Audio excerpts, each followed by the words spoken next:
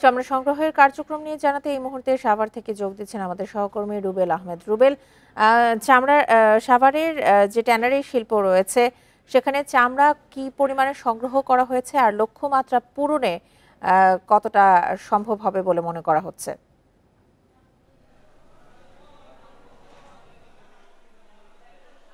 দেখুন, সাভার চামড়া শিল্প নগরীতে কিন্তু আমরা দেখতে পেয়েছি গতকাল দুপুরের পর থেকে রাজধানী এবং এর আশপাশের যে এলাকাগুলো রয়েছে সেখান থেকে কিন্তু সাভার চামড়া শিল্প নগরীতে আমরা দেখতে পেয়েছি যে কাঁচা চামড়া আসতে শুরু করেছে। তো গতকাল থেকে যে কাঁচা চামড়া সাভার ট্যানারিতে আসতে শুরু করেছে সেটি কিন্তু গতকাল দুপুরের পর থেকে ধারাবাহিকভাবে সারা রাত পেরিয়ে সকালে এখন পর্যন্ত কিন্তু আমরা দেখতে পাচ্ছি যে যে কাঁচা চামড়াগুলো রয়েছে সেগুলো কিন্তু এখনও রাজধানী এবং এর আশপাশের এলাকা থেকে এই ট্যানারিতে নিয়ে আসা হচ্ছে। এবং এই কাঁচা চামড়াগুলো ট্যানারিতে আনার পরে আমরা দেখতে পেয়েছি যে এই কাঁচা চামড়াগুলোর যাবতীয় কাজ শেষ করে ট্যানারির যে শ্রমিকরা রয়েছেন তারা কিন্তু লবণ দিয়ে কিন্তু প্রক্রিয়াজাত করে রাখছেন। এবং কিছু কিছু ট্যানারিতে আমরা দেখতে পেয়েছি এই কাঁচা চামড়াগুলো যে লবণের পরে যে আরেকটি ধাপ রয়েছে ড্রামে দিয়ে তারা যে প্রয়োজনীয় সংরক্ষণের কাজগুলো করে সেই কাজগুলো কিন্তু আমরা দেখতে পেয়েছি গতকাল থেকেই করছে। এবং এবছর ট্যানারি কর্তৃপক্ষ বা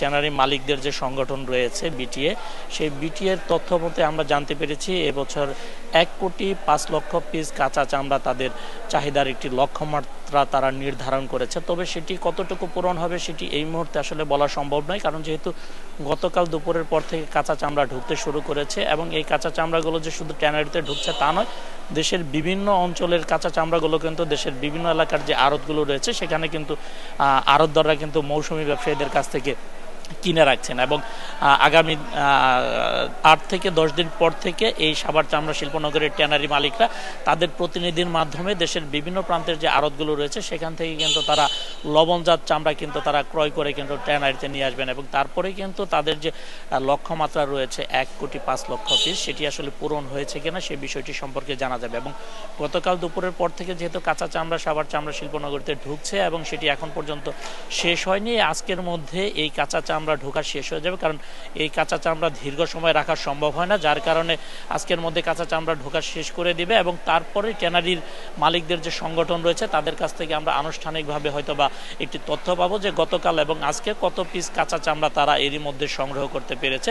তবে এই মুহূর্তে সাভার চামড়া শিল্পনগরীতে যে কাঁচা চামড়াগুলো আসছে সেগুলোতে কাজ করছেন কর্মচাঞ্চলতা ফিরে এসেছে সাভার চামড়া শিল্পনগরীতে। সাভার চামড়া শিল্প নগরী থেকে কাঁচা চামড়া সংগ্রহের সবশেষ তথ্য জানাচ্ছিলেন রুবেল আহমেদ।